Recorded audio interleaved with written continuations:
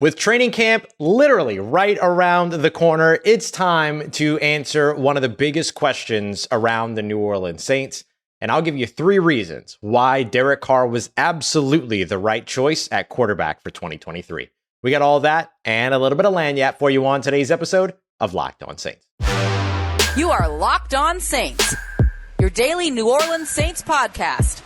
Part of the Locked On Podcast Network, your team every day.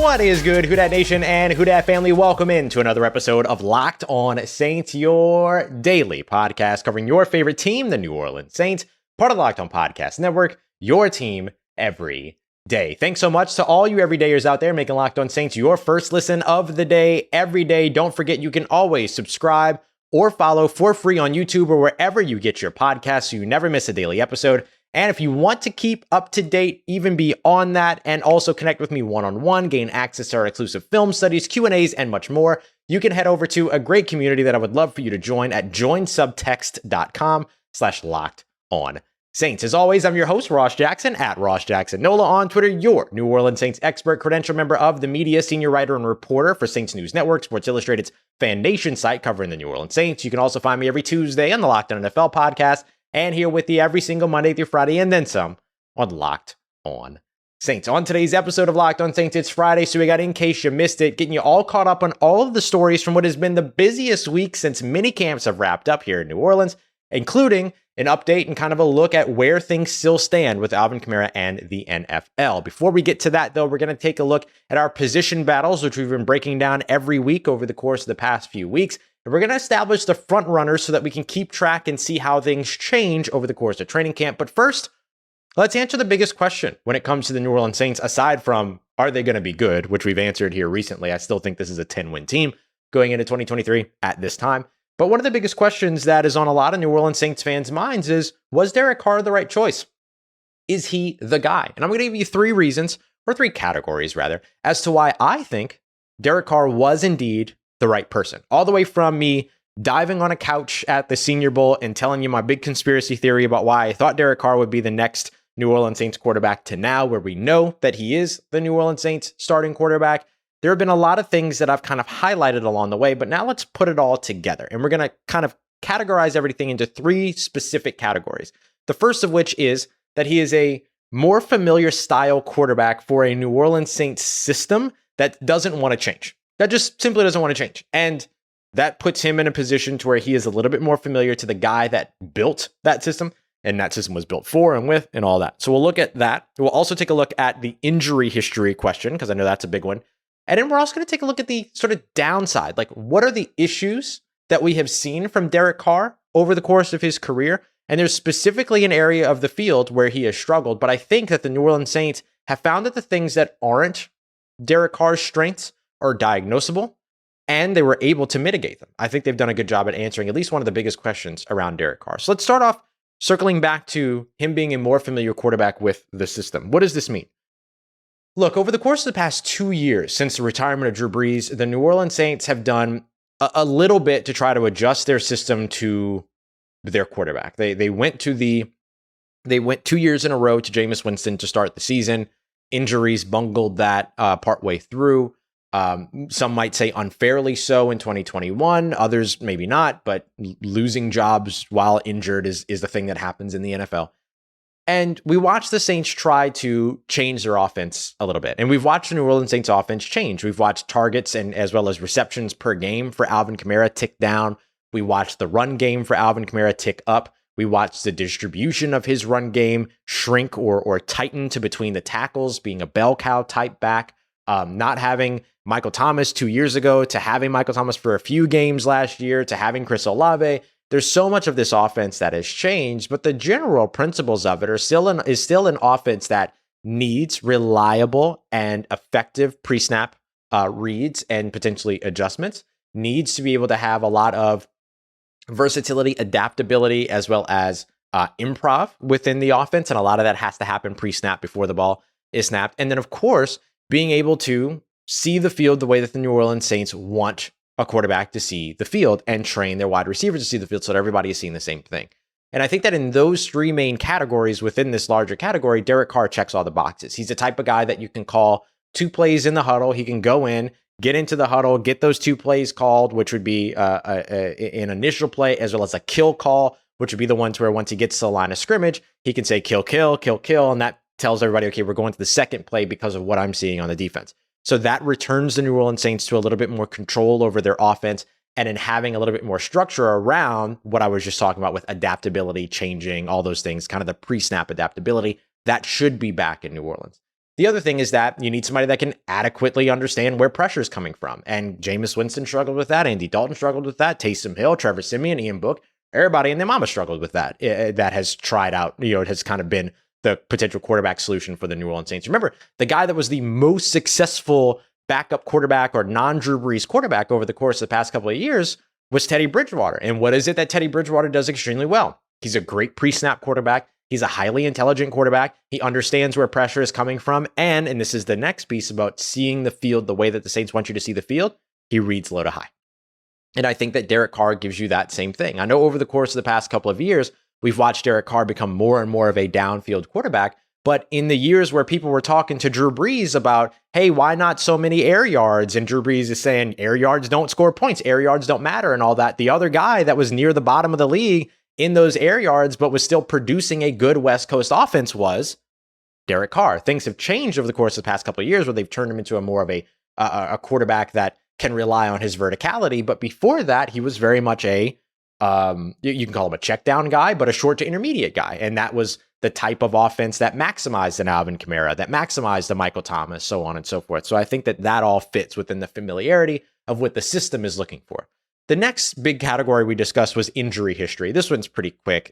At this point, you're betting on stasis and you're betting on status quo as opposed to betting on bucking a trend. What we've seen from Jameis Winston, who is the only other real kind of alternative to Derek Carr to start the season for the New Orleans Saints, or who would have been the only other alternative, is that he's had his last 2 seasons with injury and he's had injuries in his past. So what are you going to bet on? Are you going to bet on that no longer happening for reasons, or are you going to bet on the guy that's only ever missed 2 games in his career due to injury? He missed the last 2 last year when the Raiders effectively gave up on him in front of the entire world.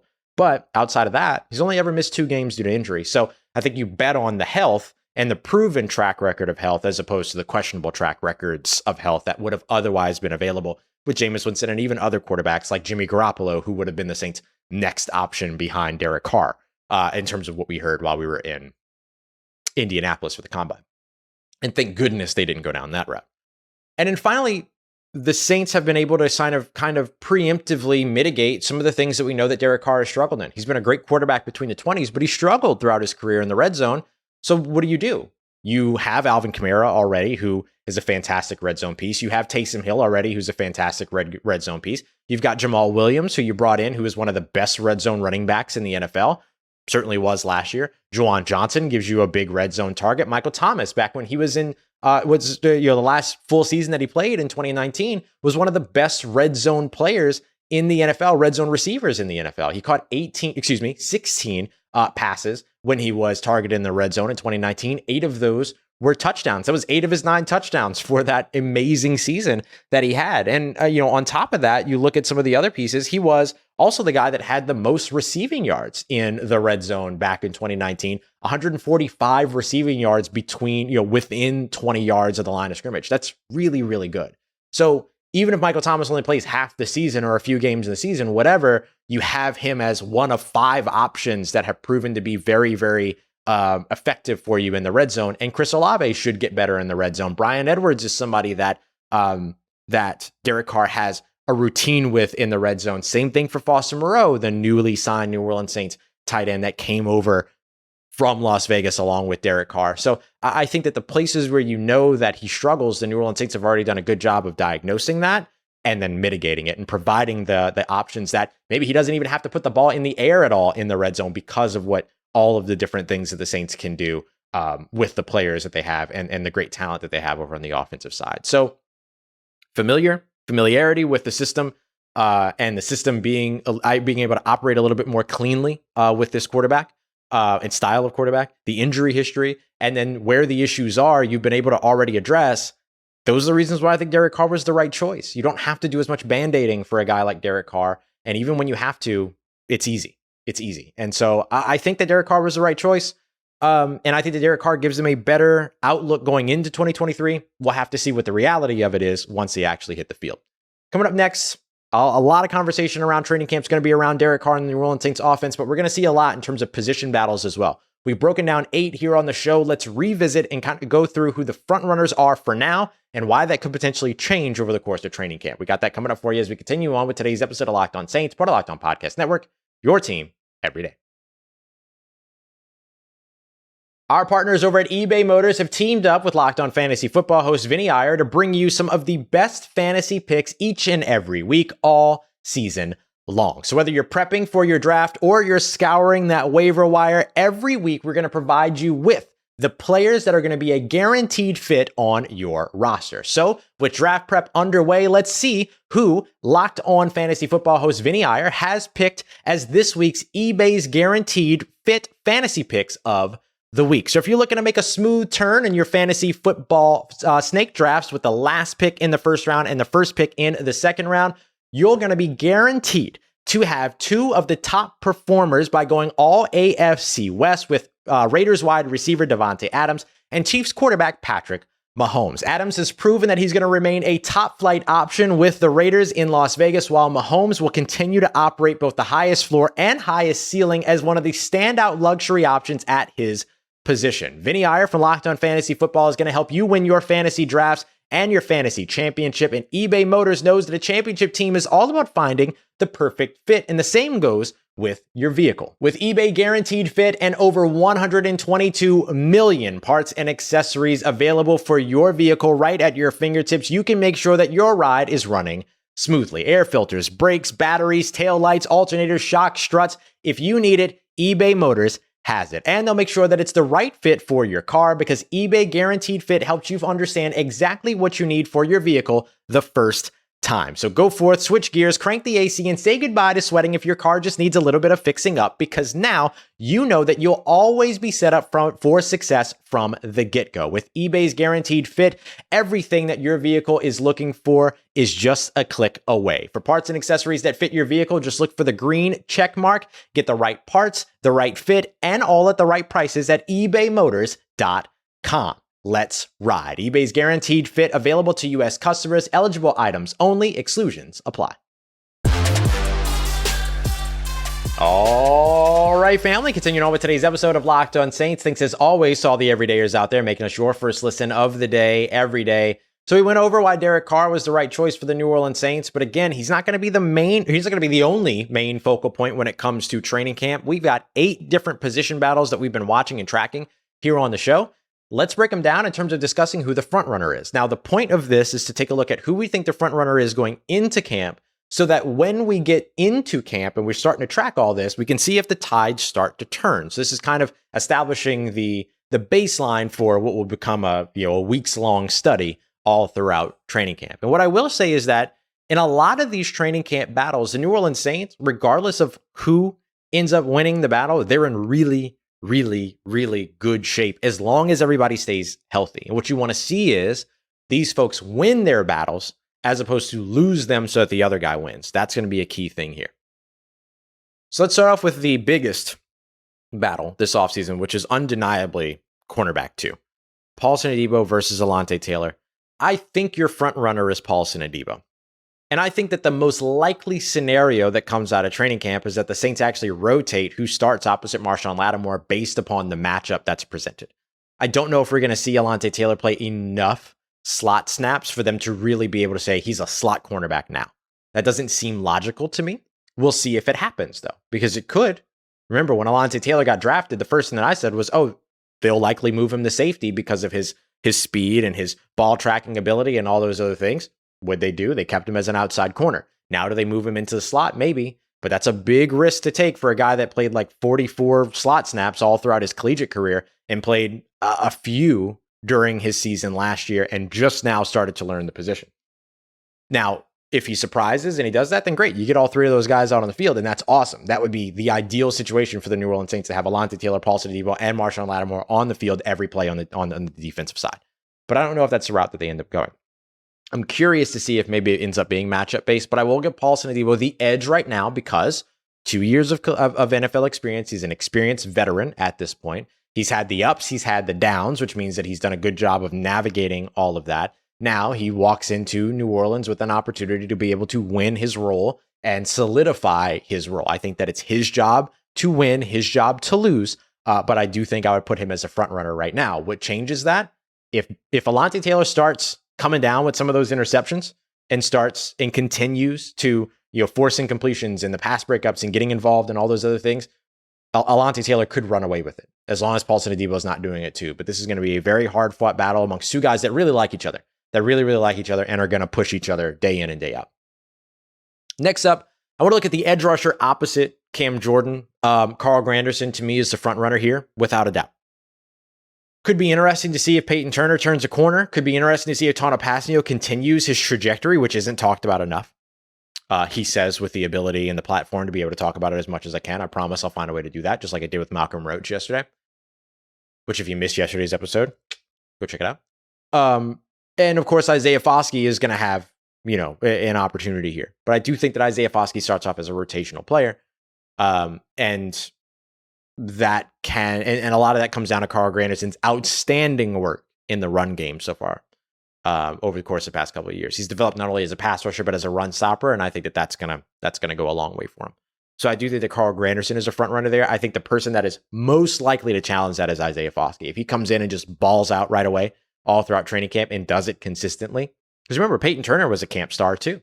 And so Foskey's got to come in and be a camp star, but then he's got to stay healthy. And he's got to be able to show that he can do it in a game too, which we have seen from Peyton Turner. Literally, the only thing that's ever gotten in Peyton Turner's way is he hasn't been able to get out on the field consistently. So I'll give Carl Granderson the guy that shows you what he's been able to do, who not only flashes, but remains consistent, and who has been able to be out on the field. I'll give him the edge right now. Wide receiver 4, or however you want to look at it, the wide receiver behind the big 3. I think I still lean Bryan Edwards for right now. I know Tre'Quan Smith has the institutional knowledge, and based upon the criteria that I used for Paulson Adebo, I should probably pick Tre'Quan Smith. But honestly, Tre'Quan just hasn't had the highs that a guy like Paulson Adebo has. That's just bottom line. Even Paulson Adebo, when he struggled last year, still nearly led the team in pass breakups. I think that that's the big deciding factor for me, is that like Tre'Quan's just never had a top end or high end. I won't even say top end, a high end season during his time, despite opportunities. Like, let's not pretend like this guy hasn't had opportunities. He has. And so I do think that his value as a blocker, I think his value in terms of understanding the playbook and having a better understanding of that, his versatility as a slot guy, as well as working on the outside, all that has value, but Bryan Edwards provides that value too. So I'm leaning Bryan Edwards right now, but I don't want to rule out Tre'Quan fully. I don't want to rule out A.T. Perry fully, depending upon when he gets back to the field, all that. Backup linebacker. And so when I talk about backup linebacker, I don't mean the third linebacker, the strong side linebacker on the field. That seems pretty clearly to be Zach Bond. But the guy that comes in, if you need another coverage linebacker, or Pete Werner or Demario Davis end up needing to take a play off because their shoe comes untied or their helmet comes off, it's DeMarco Jackson. And I don't know that anybody's going to challenge for that. I think DeMarco's got some things to clean up. Footwork, backpedaling, changing direction, things like that. He's an on-ball guy being converted to an off-ball guy. But his trajectory so far is way more positive in that direction of converting to an off-ball guy or a coverage linebacker than, let's say, a Zach Bond was. We'll see if the New Orleans Saints bring in a veteran that potentially challenges here and kind of changes what that is. But right now, I put DeMarco Jackson there. I know a lot of folks have said, well, the Saints should bring back Quan Alexander. I don't see it that way. I don't see that there's really a reason to bring back Quan Alexander when DeMarco Jackson kind of gives you the same skill set of a Quan Alexander while being a better run defender and being a better tackler. Left tackle, I think Trevor Penning is the front runner right now, but it's going to be interesting to see because injuries. Does that end up being James Hurst? Does that end up being Trevor Penning? I'll give Trevor Penning the clear front runner right now. All he's got to do is stay healthy. That's a simple one. Left guard is another big one. Andres Pete, Nick Saldiveri, or James Hurst there. And I'll give Andres Pete the edge right now because he's played the position for so long. The Saints have a lot of money invested in him. But man, I don't know I don't think that rope is, that sort of lead is very long when it comes to him. I really don't.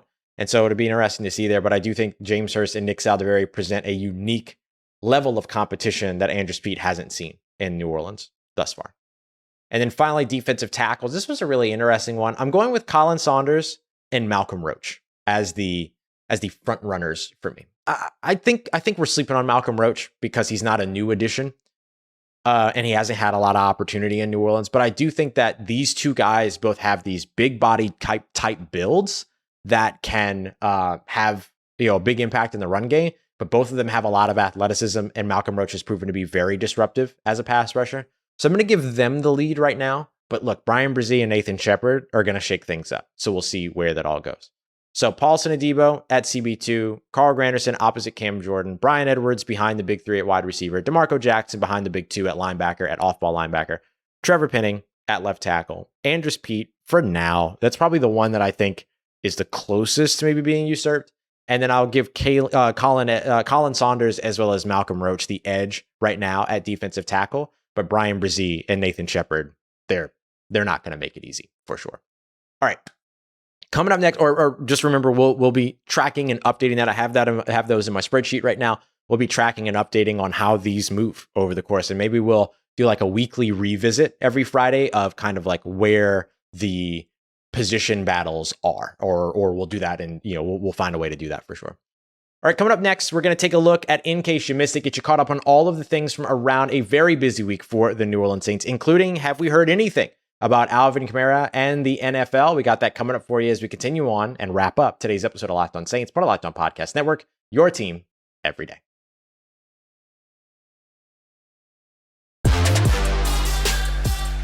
Let's get it. Who Dat Nation, wrapping up today's episode of Locked On Saints with our standard Friday segment here, In Case You Missed It, getting you caught up on all the biggest things from around the New Orleans Saints from this week in what has been the busiest week since mini camps wrapped up and the official offseason weeks took place. So we're going to start off with Alvin Kamara and the NFL here. We all know at this point, and in case you did miss it, we could fill you in, Alvin Kamara and his legal battles, both in Las Vegas and in New Orleans, are officially over. He ends up pleading no contest to a lesser charge, a misdemeanor in Las Vegas, which resulted in a fine and some medical bills that he paid for, as well as some community service that he has to wrap up, 30 hours community service, which he has to complete within the next 90 days, or 90 days since the trial was done. And also his civil case here in New Orleans was settled on confidential terms. So we don't know the terms for that, but the original lawsuit itself was for $10 million.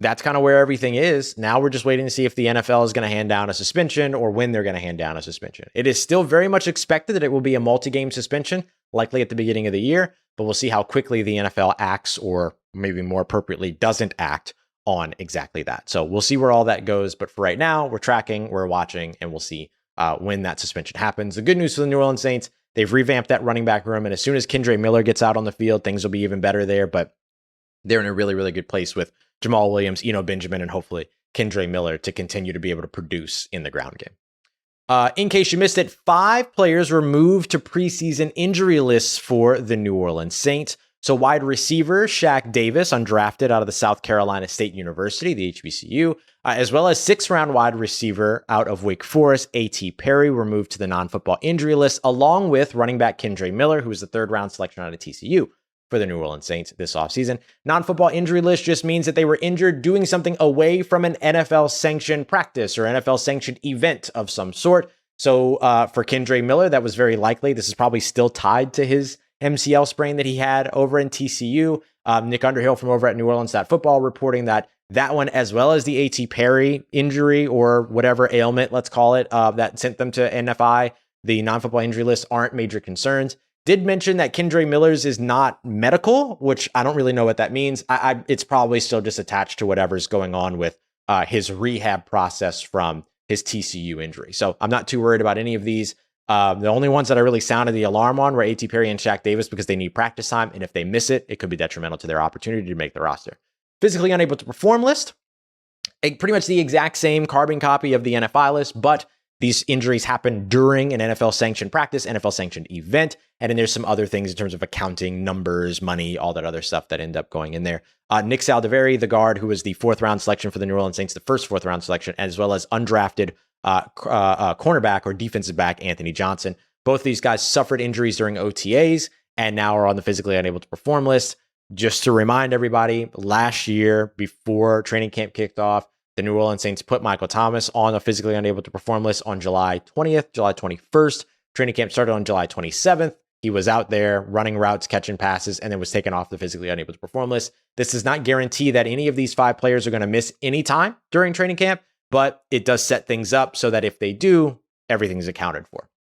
In case you missed it, second round rookie Isaiah Foskey finally signed his contract. His rookie deal is now done. It's on a 4-year deal. We should expect the first 3 years to be fully guaranteed.